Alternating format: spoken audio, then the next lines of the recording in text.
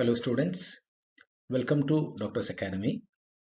In the previous video, we have discussed the deduction from gross total income as per section 80C, which is eligible for the individual assessees and for the Hindu undivided family. Today, through this video, let us discuss 5 sections.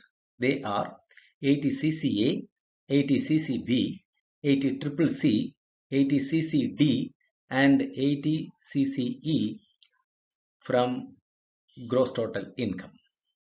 First, we will discuss section 80CCA, that is the deduction in respect of deposit under National Savings Scheme. This deduction was equal to the amount so deposited or rupees 20,000 in the year 1987-88 and rupees 30,000 for 88-89 and rupees 40 for 1990-91 and 91-92, whichever is less. And remember, no deduction is allowed under section 80CCA with effect from the assessment year 1993-94 except a rebate under section 88 for the individuals and Hindu undivided family. Taxability of the amount received. Whenever the amount is withdrawn, including the interest from the national savings or amount received from LIC of India, it is included in the total income. Similarly, if partition has been taken place among the members of a Hindu undivided family, the amount withdrawn from the National Savings Scheme or received from the Life Insurance Corporation of India is deemed to be the income of the recipient member. And if the amount is received by the legal heirs of an assessee after his death, then it is not chargeable to tax. Next is deduction under section 80CCB, which is in respect of the investment made under equity linked saving scheme.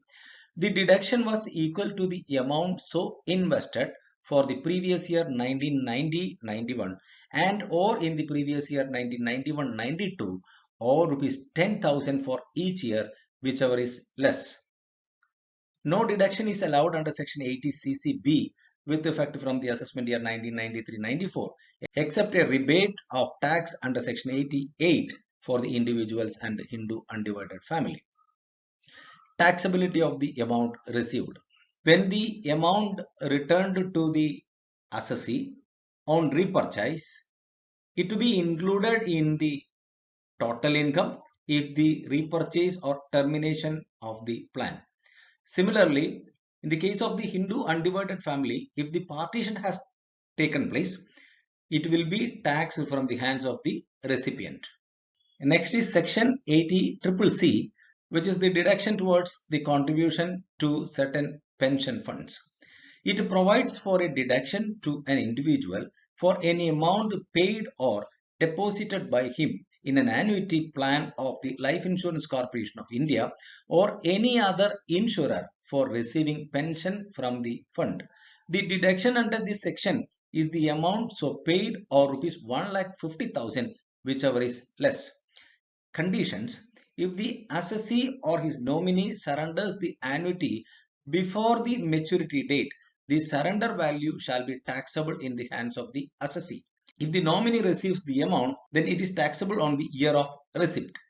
And where any amount is allowed as deduction under this section, no deduction with reference to such amount under section 80C would be permitted. Next is section 80CCD, which is the deduction in respect of contribution to pension scheme of central government. This scheme is entitled for an employee of the central government who has been appointed on or after 1st January 2004 or an employee of any other employer or an assessee being an individual. An amount deposited in the account of the individual during previous year in the pension scheme which is notified by the central government, and the quantum of deduction, amount deposited by the employee or 10% of his salary, whichever is less, or up to 20% of his gross total income in case of any other individual. Where any amount allowed as deduction under this section, no deduction with reference to such amount under section 80C. and the tax liability, where any amount in respect of which a deduction has been allowed, together with the amount accrued thereon, is received by the employee or his nominee, whole or part, or pension is received in the previous year, it shall be chargeable to tax as the income of that previous year. Exceptions: where the assessee withdraws the money in the previous year from the pension scheme and uses it in purchasing an annuity plan in the same previous year, it shall not be liable to tax.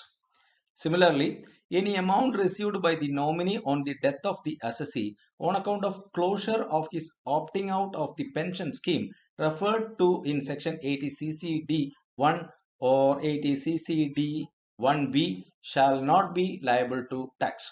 There are certain pension schemes notified by the central government in this regard, and the main provisions of scheme are as under: A. The scheme is mandatory for all new recruits to the central government service from 1st January 2004 except the armed forces in the first stage. Second, the monthly contribution would be 10% of the salary and DA to be paid by the employee and matched by the central government. Third, the government will not contribute in respect of individuals who are not government employees. The contributions and investment returns would be deposited in a non-withdrawal pension Tier 1 account. Point B. Each individual may also have a voluntary Tier 2 withdrawal account at his option. Government will make no contribution to this account. The employee would be free to withdraw part or full, including investment returns, of his money at any time. And point 4. Tier 2 account would attract no special tax treatment. And point C says, individuals can normally exit at or after the age of 60 years for Tier 1 of the pension system. At exit, the individual would be mandatorily required to invest 40% of pension wealth to purchase an annuity from an IRDA regulated life insurance company. And third point, the annuity should provide for pension for the lifetime of the employee and his dependent parents and his spouse at the time of retirement. And the last point, individuals can leave the pension system prior to the age of 60 years. However, in this case, the mandatory annuitization would be 80% of the pension wealth. Architecture of the new pension scheme.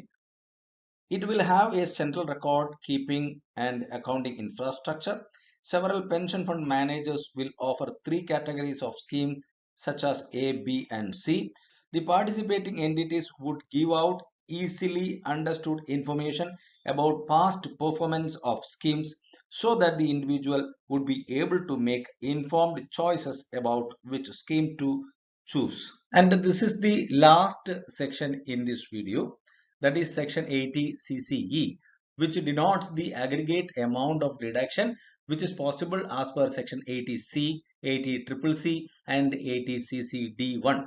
And the ceiling is, as we discussed in section 80C, maximum is 1,50,000, and the deduction up to rupees 50,000 under section 80CCD 1B is in addition to the overall limit of 1,50,000 provided under section 80CCE, and the amount contributed by the employer in pension scheme under section 80CCD 2 shall not be included in the 1,50,000 limit as we discussed in point 1.